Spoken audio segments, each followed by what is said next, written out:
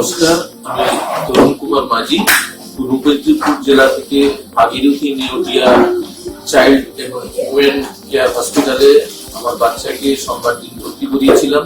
এখানে doctor Samir Chowdhury surgeon, ওনার তত্ত্বাবধানে এখানে সার্জারি হয়েছে অ্যাবডোমেনে, এবং সেই সার্জারিটি সফলভাবে সুন্দরভাবে হয়েছে। এখানকার ম্যানেজমেন্ট, এখানকার সিস্টাররা অত্যন্ত ভালো, দক্ষতার সঙ্গে প্রত্যেকটি মুহূর্ত আমাদেরকে কোঅপারেট করে গেছে। আশা করি সবাই এখানে আসবেন, এখানে পরিষেবা অত্যন্ত উন্নত মানের এই বলে বিশ্বাস করছি।